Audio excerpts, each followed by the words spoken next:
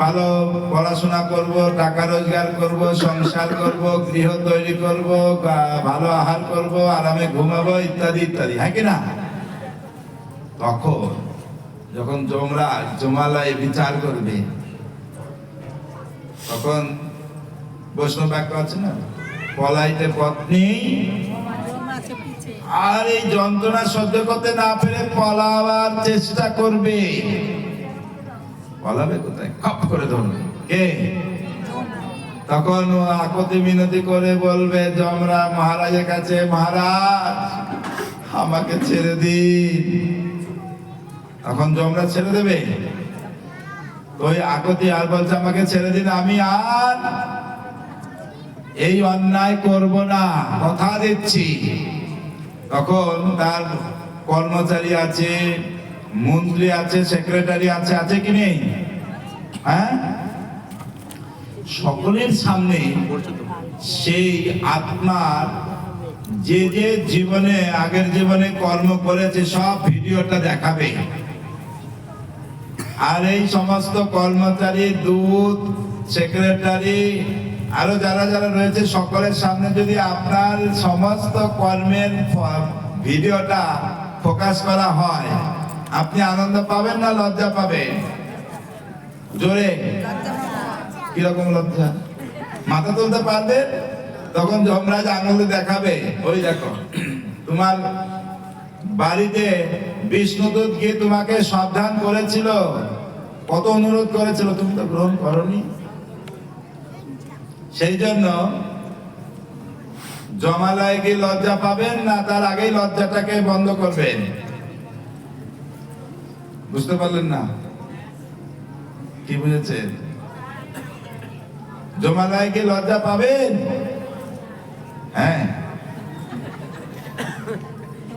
তো তার জন্য যমদূত দের নির্দেশ দিয়েছেন, যারা ভগবানের দিব্য নাম হরে কৃষ্ণ কৃষ্ণ কৃষ্ণ হরে হরে, হরে রাম রাম রাম হরে হরে, গলায় তুলসী কণ্ঠীমালা ধারণ করবে, দ্বাদশ অঙ্গে তিলক ধারণ করবে, ভগবানের দিব্য নাম উচ্চারণ করবে। অজামিলের কাহিনী থেকে আপনারা পড়ে নেন, বিস্তারিত কাহিনী আমি আর বলছি না। তো যমদূত জানতো না, সারা জীবন পাপ কর্ম করেছে, ওর ছেলের নাম নারায়ণ। তো যমদূতের এসেছে, তার সময় শেষ। যমদূতের দেখে ওর ভয় হয়ে গেছে, আর ছোট ছেলে নাম নারায়ণ, ওকে ভালোবাসতো, বলছে নারায়ণ আমাকে রক্ষা করো, ছেলেকে রাখছে। আর ওদিক থেকে নারায়ণের দূতরা এসে বলছে, এই যমদূত কি করছো তোমরা? তোমরা আবার কি? যমদূতেরা বিষ্ণুদূতকে বলছে, তোমরা আবার তোমরা কে? বলছে আমরা যমের দূত। যমরাজ বিষ্ণুদূতকে বলছে, যম তো ধর্মরাজ, হ্যাঁ, ধর্মের নীতি শিক্ষা কিছু শেখায়নি তোমাদের? কে? কেন কেন কি বলছে? বলছে এ পাপ করেছে, একে আমরা নিয়ে যাচ্ছি। পাপ করলে আমার প্রভুর নাম করেছে, সব পাপ নষ্ট হয়ে গেছে। কেমন? সংকেতে আভাসে, সূর্য এখন আকাশে নেই, এখন অন্ধকার না পরিষ্কার? কোনটা? তো অন্ধকারে অনেক ভয় থাকে। সূর্য উদয় হয়নি, উদয় হওয়ার আগে একটা আভাস হয় না? আভাসে সব পাপ নষ্ট হয় কিনা? তখন বলছে তোমার ওই এই অজামিল তোমার প্রভুর নাম করেনি, ও ছেলের নাম করেছে। ছেলের নাম হলেও আমার প্রভুর নাম।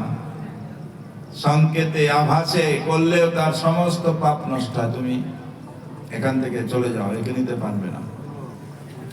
সমস্ত কথা ওই শয্যাশায়ী অজামিল তার সব দেখতে পেলেন, বিষ্ণুদূতেরা কিভাবে তাকে সাপোর্ট করে রক্ষা করলেন। তখন বিষ্ণুদূতেরা যমদূতদের ভাগালেন, গিয়ে মহারাজকে বলছে, মহারাজ আমরা জানতাম আপনি সর্বশ্রেষ্ঠ, আপনার উপরে কেউ আছে নাকি?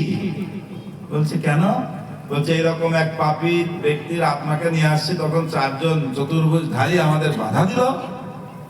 বলছে খবরদার, ওটা বলতে ভুলে গেছি, যারা হরিনাম করবে, আমার প্রভুর নাম করবে, গলায় কণ্ঠী তুলসী ধারণ থাকবে, তিলক ধারণ থাকবে, ওর কাছে যাবে না, দূর থেকেই ষষ্ঠাঙ্গে প্রণাম করে চলে আসবে।